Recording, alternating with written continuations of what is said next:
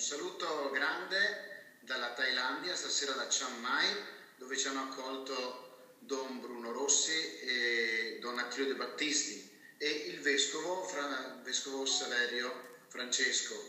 Un'accoglienza bellissima e soprattutto anche perché c'è una fraternità profonda e questa io l'ho colta in modo bello. Ieri abbiamo avuto un bel incontro con l'arcivescovo nuovo di Bangkok, il vescovo Francesco, il cardinale emerito e anche il vescovo emerito di Chiang Mai, Joseph.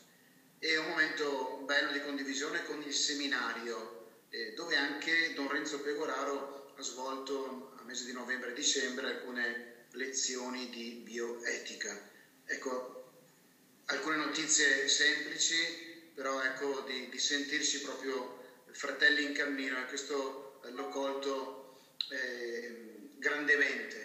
E direi anche oggi l'incontro con i missionari oriundi nativi di Padova è stato bello, perché un confronto in cui anche loro hanno così, alcuni sono da 60 anni che sono qui, dunque un po' thailandesi, e così in cammino insieme alla condivisione. Il nostro vescovo Antonio poi ha così portato a conoscenza loro anche del nostro cammino diocesano, dei nostri percorsi, ecco, della nostra anche vivacità, dunque una condivisione positiva. Ma lascio la parola a chi se ne intende di più, come Don Bruno Rossi, che 15 anni fidei donum qui in Thailandia.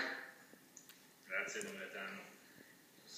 Occasione per salutare tutti, ringraziare dell'attenzione che avete sempre per questa missione e anche di questa visita che il Vescovo di Padova fa assieme al direttore del centro missionario, che porta amicizia, porta calore e incoraggiamento per la missione. Vi ringrazio tutti, anche a nome di tutti gli altri confratelli della missione.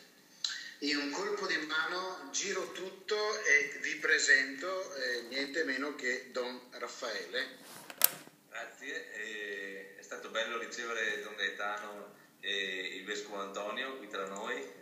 In 30 ore abbiamo già fatto tante cose, abbiamo incontrato il Vescovo di Bangkok, il Cardinale, l'ex Vescovo di Chiang Mai, i seminaristi. Questa sera siamo saliti a Chiang Mai in aereo e abbiamo avuto il modo di condividere la cena insieme al Vescovo di questa diocesi. Grazie davvero, è sempre bello avere la vicinanza del nostro pastore e anche del direttore dell'ufficio missionario, che ci sostengono continuamente in tanti modi, anche con la preghiera. Grazie a tutti voi e continuate a sostenerci anche con la preghiera, anche da distante.